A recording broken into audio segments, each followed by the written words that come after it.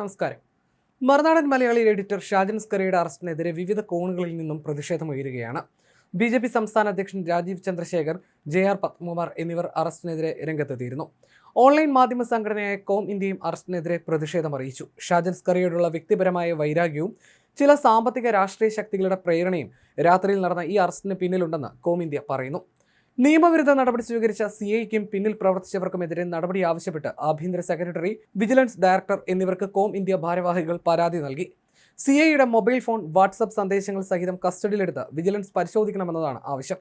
അപകീർത്തി കേസിൽ ഒരു നോട്ടീസ് നൽകി വിളിച്ചു വരുത്താമായിരുന്ന മാധ്യമപ്രവർത്തകനെ അച്ഛനും അമ്മയ്ക്കുമൊപ്പം ഭക്ഷണം കഴിക്കുമ്പോൾ ഷർട്ട് പോലും ധരിക്കാൻ അനുവദിക്കാതെ ബലമായി പോലീസ് ജീപ്പിൽ കയറ്റിക്കൊണ്ടുപോയതിനു പിന്നിൽ പ്രത്യക്ഷത്തിൽ തന്നെ പ്രത്യേക താല്പര്യം വ്യക്തമാണെന്നും പരാതിയിൽ ചൂണ്ടിക്കാട്ടുന്നു. ഷാജൻ സ്കറിയയും അദ്ദേഹത്തിന്റെ മാധ്യമ സ്ഥാപനമായ മറുനാടൻ മലയാളിയും കേന്ദ്ര വാർത്താ മന്ത്രാലയം അംഗീകരിച്ച കോൺഫെഡറേഷൻ ഓഫ് ഓൺലൈൻ മീഡിയയുടെ അംഗമാണ്.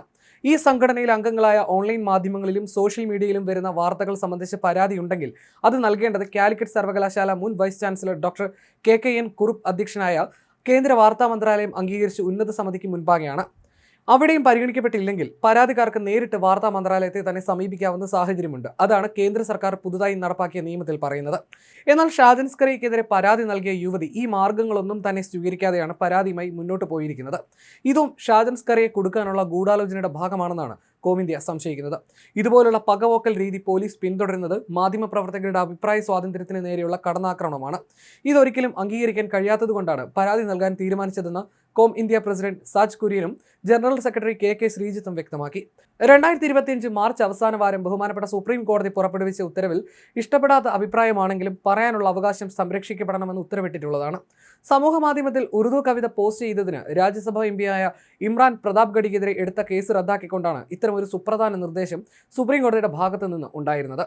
ജസ്റ്റിസുമാരായ അഭയ് S. ഓക, ഉജ്ജൽ ഭൊയാൻ എന്നിവർ ഉൾപ്പെട്ട ഡിവിഷൻ ബെഞ്ചാണ് അഭിപ്രായ സ്വാതന്ത്ര്യം സംരക്ഷിച്ചേ മതിയാകൂ എന്ന ഈ സുപ്രധാന വിധി പുറപ്പെടുവിച്ചിരുന്നത്.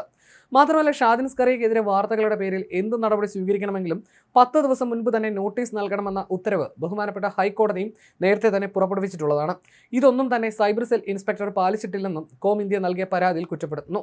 ഇക്കാര്യത്തിൽ സത്യസന്ധമായ അന്വേഷണം നടത്തി സൈബർ സെൽ CIക്കെതിരെയും നിയമവിരുദ്ധ നീക്കങ്ങൾക്ക് CI പ്രേരിപ്പിച്ചവർക്കെതിരെയും അന്വേഷണം നടത്തി നടപടി സ്വീകരിക്കും വരെ നിയമ നടപടികളുമായി മുന്നോട്ട് പോകാനാണ് കോൺഫെഡറേഷൻ ഓഫ് ഓൺലൈൻ മീഡിയ തീരുമാനിച്ചിരിക്കുന്നതെന്ന് കോം ഇന്ത്യ പുറത്തിറക്കിയ കുറിപ്പിൽ പറയുന്നു. അതേസമയം അറസ്റ്റിനെതിരെ BJP രംഗത്ത് വന്നിരുന്നു. വാർത്തയുടെ പേരിൽ രാത്രി ഷർട്ട് ഇടാൻ പോലും അനുവദിക്കാതെ അറസ്റ്റ് ചെയ്ത കേരള പോലീസ് നടപടിക്കെതിരെയാണ് BJP രംഗത്ത് വന്നത്. വസ്ത്രം പോലും ധരിക്കാൻ സമയം കൊടുക്കാതെ ഭക്ഷണം കഴിച്ചുകൊണ്ടിരുന്ന സമയത്ത് അറസ്റ്റ് ചെയ്ത കേരള പോലീസിന്റെ നടപടി കമ്മ്യൂണിസ്റ്റ് പാർട്ടിയുടെ ഭരണഘടനാ അവകാശങ്ങളോടും മാധ്യമ സ്വാതന്ത്ര്യത്തോടുമുള്ള അസഹിഷ്ണുതയുടെ തെളിവാണെന്ന് BJP സംസ്ഥാന അധ്യക്ഷൻ രാജീവ് ചന്ദ്രശേഖർ പറഞ്ഞു. ഭരണഘടനാ അവകാശങ്ങളെക്കുറിച്ചും ആവിഷ്കാര മാധ്യമ സ്വാതന്ത്ര്യത്തെക്കുറിച്ചും വാചാലമായി സംസാരിക്കുന്ന ഇന്ത്യ സഖ്യം ഭരിക്കുന്ന സംസ്ഥാനങ്ങളിലാണ് ഈ അവകാശങ്ങളെല്ലാം നഗ്നമായി ലംഘിക്കുന്നത്. ഇത്തരം ഏകാധിപത്യപരമായ നടപടികളെ BJP ഒരിക്കലും അംഗീകരിക്കില്ല.